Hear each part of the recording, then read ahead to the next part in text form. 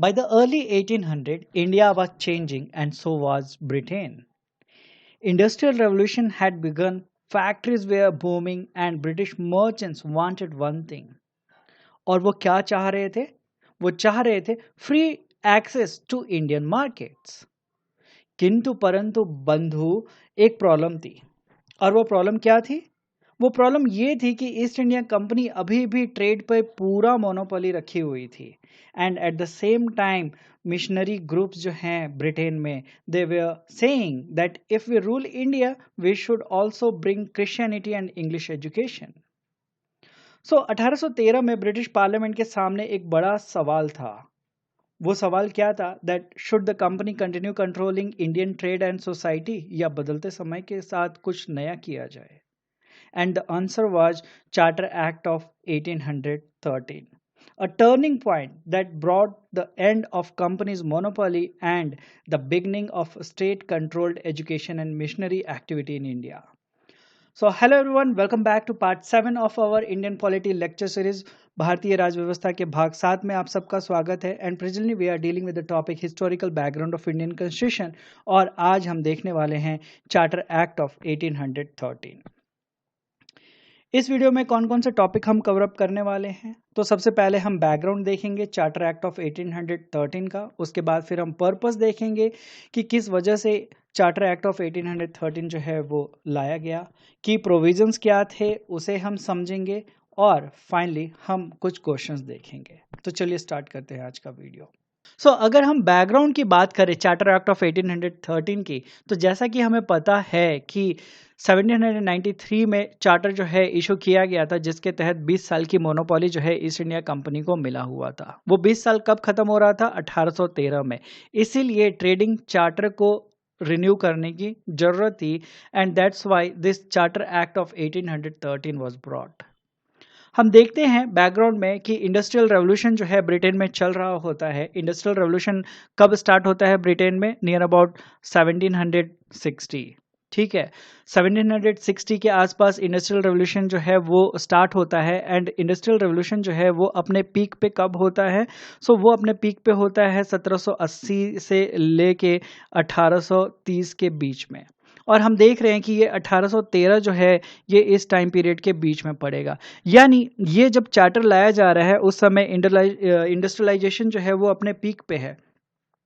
Industrialisation जो है अगर पीक पे है तो क्या मर्चेंट्स एंड जो इंडस्ट्रियलिस्ट हैं वो कुछ डिमांड नहीं करेंगे? क्या वो डिमांड नहीं करेंगे कि इंडिया का ट्रेड जो है वो ओपन कर दिया जाए एंड ईस्ट इंडिया कंपनी का मोनोपोली जो है वो खत्म कर दिया जाए? जी करेंगे, और वही उन्होंने किया। जो इंग्लिश मर्चेंट्स थे, जो ब्रिटिश मर्चेंट्स थे एंड जो इंडस्ट्रियलिस्ट थे, उन्होंने कहा कि इंडिया के साथ हमें ट्रेड करने दिया जाए एंड ईस्ट इंडिया कंपनी की ये जो मोनोपोली है इंडिया के साथ ट्रेड की उसको ख़त्म किया जाए। उसी समय मिशनरी जो ग्रुप होता है, क्रिश्चियन मिशनरी जो ग्रुप है, वो डिमांड करते हैं सरकार से कि हमें इंडिया में ट्रैवल करने दिया जाए, साथ ही साथ हमें फ्रीडम दिया जाए कि हम अपने धर्म का प्रचार जो है वो कर पाए। And they also asked for the permission for opening educational institutions in India. तो हम देख रहे हैं कि ब्रिटिश गवर्नमेंट जो है उसके ऊपर प्रेशर बन रहा है। प्रेशर कहाँ कहाँ से बन रहा है? तो ब्रिटिश ट्रेडर से बन रहा है, इंडस्ट्रियलिस्ट से बन रहा है एंड मिशनरी जो एक्टिविटी करने वाले लोग हैं, क्रिश्चियनिटी के जो लोग हैं, उनके तरफ से भी बन रहा है, जिसके वजह से 1813 के चार्टर में कुछ प्रोविजंस जो हैं लाए जाते हैं, कुछ चेंजेस जो है लाए जाते हैं और उसको इम्प्लीमेंट किया जाता है ताकि सरकार के अंदर सबका विश्वास जो है वो बन के रहे। ठीक है, अगर हम पर्पस देखें 1813 के चार्टर का, तो पहला पर्पस था कि जो चार्टर एक्सपायर हो रहा है, जो 1793 में लाया गया था, उसको रिन्यू किया जाए। साथ ही साथ जो प्राइवेट ब्रिटिश मर्चेंट्स का डिमांड था, उनके डिमांड को पूरा किया जाए एंड इंडियन मार्केट जो है उनके लिए खोला जाए, और साथ ही साथ जो मोनोपोली है ईस्ट इंडिया कंपनी की उसे ख़त्म की जाए। मिशनरी जो डिमांड कर रहे थे उनके डिमांड को भी पूरा करने का पर्पस जो है वो बनता है चार्टर एक्ट ऑफ 1813। पहली बार होता है कि state supported public education policy जो है वो इंडिया में लाया जाता है इसी चार्टर के थ्रू। एंड हम देखते हैं कि ट्रेड मोनोपोली जो है वो ख़त्म करने की बात की जा रही है, यानी ईस्ट इंडिया कंपनी जो है उसकी मोनोपोली अगर रिड्यूस होगी तो क्या इसका प्रॉफिट, इसका इनकम डिक्रीज नहीं होगा? होगा। तो क्या ब्रिटिश पार्लियामेंट जो है वो ऐसा होने देगी? जी नहीं, उनको कहीं और से भी प्रॉफिट जो है जनरेट करना है ताकि उनका हिस्सा उनको मिलते रहे। So what they did in this charter act of 1813, उन्होंने क्या किया कि उन्होंने रेवेन्यू राइजिंग के लिए पावर जो है लोकल गवर्नमेंट को दे दिया। और ये लोकल गवर्नमेंट जो है वो किसके द्वारा कंट्रोल किया जा रहा था? ये ईस्ट इंडिया कंपनी के द्वारा कंट्रोल किया जा रहा था। ठीक है, तो ये पर्पस था चार्टर एक्ट 1813 लाने का। ओके, सो की प्रोविजंस की अगर हम बात करें चार्टर एक्ट ऑफ 1813 का, तो सबसे पहला और इम्पॉर्टेंट जो की प्रोविजन हो जाता है वो ये था कि इस एक्ट के द्वारा ईस्ट इंडिया कंपनी का ट्रेड मोनोपोली जो है वो तोड़ा गया। ओके, एंड यहाँ पे हम देखते हैं कि monopoly over trade with India जो है सिर्फ उसको खत्म किया गया था। T trade and trade with China जो है उसका मोनोपोली अभी भी कंपनी के पास था। ओके, सिर्फ ये कहा गया ब्रिटिश जो मर्चेंट्स थे कि आप इंडिया के साथ ट्रेड कर सकते हो, बट जब आप इंडिया के साथ ट्रेड करोगे तो आप चाय का व्यापार नहीं करोगे एंड चाइना के साथ ट्रेड नहीं करोगे। ये दोनों चीज़ों की मोनोपोली जो है वो ईस्ट इंडिया कंपनी के पास ही रहेगी। ठीक है, तो ये पॉइंट जो है वो हमारे लिए इम्पॉर्टेंट है कि पूरी तरीके से ट्रेड मोनोपोली नहीं ख़त्म की गई थी। हाँ, इंडिया के साथ जो ट्रेड मोनोपोली था उसको ख़त्म किया गया था। ओके, देन मिशनरी एक्टिविटीज जो है वो स्टार्ट हो जाता है इस चार्टर एक्ट के बाद से। And for the first time Christian missionaries were legally allowed to come to India. ठीक है, पहली बार ये लीगली जो है इंडिया में आने के लिए अलाउड थे और धर्म प्रचार करने के लिए अलाउड थे। ये जो ईस्ट इंडिया कंपनी थी इसने पहले देखा था कि जो पुर्तगीज थे वो जब इंडिया में आए और उन्होंने ट्रेड एक्टिविटी शुरू की, साथ ही साथ उन्होंने ये क्रिश्चियनिटी का प्रचार जो है वो शुरू किया, जिसकी वजह से उनको प्रॉब्लम जो है फेस करनी पड़ी। सो ईस्ट इंडिया कंपनी के जो लोग थे वो नहीं चाहते थे कि रिलीजन जो है वो इंटरफेयर करे यहाँ की चीज़ों में, इसीलिए उन्होंने रिलीजन को कुछ समय के लिए दूर रखा। बट अब वो समय आ गया जहाँ पे रिलीजियस लोग जो है अपनी भावनाओं को, अपनी बातों को इंडिया में लाना चाहते हैं, उसका प्रचार करना चाहते हैं। ठीक है, तो वो कब हुआ? 1813 के चार्टर एक्ट के बाद से ऑफिशियली क्रिश्चियनिटी जो है उसका प्रचार करने का अधिकार जो है ब्रिटेन के लोगों को मिल जाता है।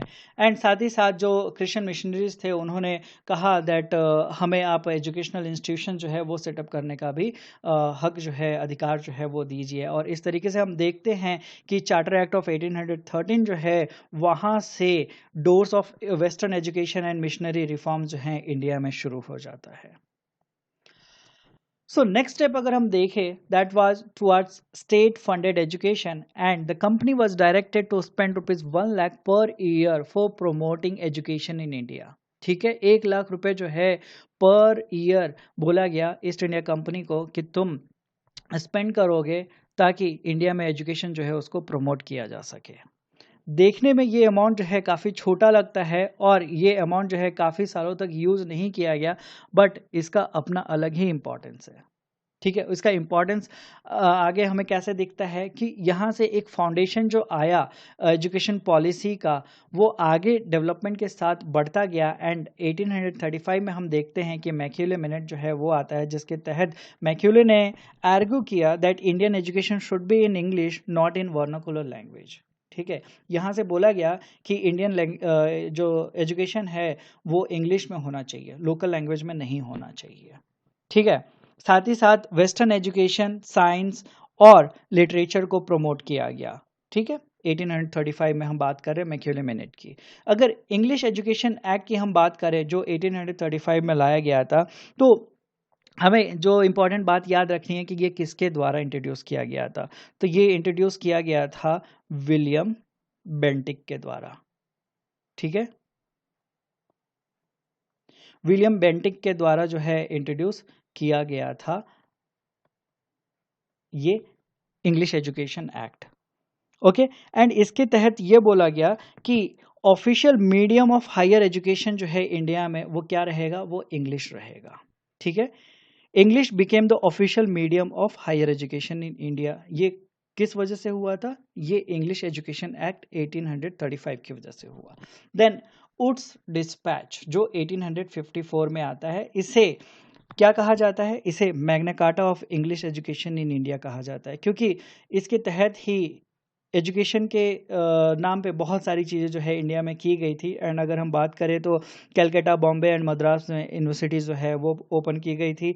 गर्ल्स एजुकेशन जो है वो प्रमोट किया गया था, साथ ही साथ टीचर ट्रेनिंग जो है उन सारी चीज़ों को प्रमोट किया गया था। यानी एजुकेशन में एक रिफॉर्म लाने की कोशिश जो है वो की जा रही थी।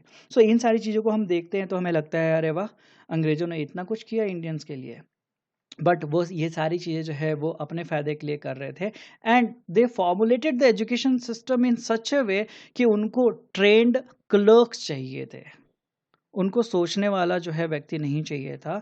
एंड मैक्यूले का अगर हम एक स्टेटमेंट देखें तो वहाँ से साफ हमें पता चलता है दैट उनको बॉडी जो है एक इंसान की वो इंडियन होगी वो चलेगा, बट उसके अंदर सारे जो चीज़ें हैं वो इंग्लिश होनी चाहिए। तो मैक्यूले ने कहा, क्या कहा था, मैक्यूले ने कहा था that we must create a class of persons Indian in blood and colour but English in taste, in opinion, in morals and in intellect. So पूरी तरीके से वो चाहता था कि अंग्रेजी जो विचारधारा है वो लोगों के अंदर भर दी जाए, भले ही शरीर जो है वो इंडियन रहे बट बाकी सारी चीज़ें जो है वो इंग्लिश हो जाए। देन लोकल जो गवर्नमेंट है उनको टैक्स लगाने का पावर जो है दिया गया। लोकल जो गवर्नमेंट है वो किसके अंडर में थी, ईस्ट इंडिया कंपनी के अंडर में थी। ये पॉइंट बहुत इंपॉर्टेंट है, डोंट गेट कंफ्यूज्ड कि जो लोकल गवर्नमेंट थी उसको ब्रिटेन की गवर्नमेंट जो है वो कंट्रोल कर रही है। ठीक है, ईस्ट इंडिया कंपनी जो है वो लोकल गवर्नमेंट को कंट्रोल कर रही है। एंड उनको ये बोला गया कि आप टैक्सेस जो है इंडिविजुअल्स पे वो इम्पोज कर सकते हो। एंड साथ ही साथ उनको बोला गया that you are having right to collect licence fees from traders. Okay, तो ये चीज़ क्यों की गई थी, क्योंकि ट्रेड मोनोपोली विद इंडिया जो है वो ख़त्म किया गया, तो कहीं ना कहीं से तो उनको और पैसे जनरेट करने थे, तो इस तरीके से वो और रेवेन्यू जो है वो जनरेट कर रहे थे। ओके, सो अब क्वेश्चन देख लेते हैं। सो पहला क्वेश्चन क्या कह रहा है, consider the following statement about the charter act of 1813। First statement, it ended the trade monopoly of east India company in India except for the trade in T and trade with China. तो ये point क्या सही है, जी हाँ सही है। Charter act 1813 लाकर India के साथ जो ट्रेड मोनोपोली थी ईस्ट इंडिया कंपनी की उसे ख़त्म किया गया था, बट टी का trade and trade with China जो है वो अभी भी मोनोपोली था ईस्ट इंडिया कंपनी का। ठीक है, सेकंड स्टेटमेंट क्या कह रहा है, ये कह रहा है that it asserted the sovereignty of the British crown over the Indian territories held by the company. मतलब क्या हुआ, इसमें यह कहा जा रहा है कि चार्टर एक्ट 1813 लाकर इसने ये कहा कि कंपनी के अधिकार में आने वाली भारतीय क्षेत्रों पे ब्रिटिश क्राउन का सत्ता जो है वो स्थापित हो रहा है या कर दिया गया है। So if you are getting confused with this statement तो थोड़ी देर के लिए हमें रुकना है और नेक्स्ट स्टेटमेंट पे जाना है। नेक्स्ट स्टेटमेंट क्या कह रहा है, that the revenues of the India they are now controlled by the British parliament. क्या इंडियन रेवेन्यू को अब ब्रिटिश पार्लियामेंट के द्वारा कंट्रोल किया जा रहा है, और ये बात क्या 1813 के चार्टर एक्ट में कही गई है, तो जी नहीं। ठीक है, तो थर्ड स्टेटमेंट जो है वो क्या हो गया, गलत हो गया। फर्स्ट स्टेटमेंट जो है वो सही है। सेकंड स्टेटमेंट के बारे में हमें क्लियरली चीज़ें जो है वो पता नहीं चल रही है। फॉर एग्जांपल अभी हम मान के चल रहे हैं, ठीक है, तो हम क्या करेंगे, थर्ड वाला जहाँ भी ऑप्शन है उसको हम गलत काटेंगे। तो ये आंसर हमारा नहीं हो सकता, ये आंसर नहीं हो सकता, ये आंसर नहीं हो सकता, तो करेक्ट आंसर क्या हो जाएगा, ऑप्शन ए। यानी सेकेंड जो स्टेटमेंट है वो सही है। और इस तरीके से हमने देखा कि एलिमिनेशन प्रोसेस को हम कैसे यूज़ करते हैं। अगर हम ऑप्शन के साथ कंफ्यूज हो रहे हैं, अगर कोई स्टेटमेंट हमें नहीं पता चल रहा है क्लियरली कि ये सही होगा कि गलत होगा, तो एलिमिनेशन मेथड को यूज़ करके हम आंसर जो है वो निकाल सकते हैं। ठीक है, सो आई होप कि आपको पता चला होगा कि इसका आंसर क्या है और क्यों है। ओके, देन नेक्स्ट क्वेश्चन बहुत ही सिंपल सा है, ये CDS एंड एनडीए जो एग्ज़ाम होते हैं उनमें इस टाइप के क्वेश्चन जो है वो पूछे जाते हैं। तो बहुत ही सिंपल है, स्ट्रेट फॉरवर्ड क्वेश्चन है। सो मैं चाहूँगा कि इसका आंसर आप जो है कमेंट सेक्शन में मेंशन करें। एंड यहाँ पे मैंने 2 क्वेश्चंस जो है वो रखे हैं जो मेंस के लिए आप प्रैक्टिस कर सकते हैं। So you can go through these 2 questions. Okay. So Charter Act of 1813 ended companies' trade monopoly and opened the doors for free trade, missionaries and government funded education. लेकिन ये रिफॉर्म का सिर्फ फर्स्ट स्टेप था। British parliament soon realized that India needed stronger central control. इसलिए वो अगला charter act लाते हैं और अगला चार्टर एक्ट होता है 1833 का। So that's all in this video.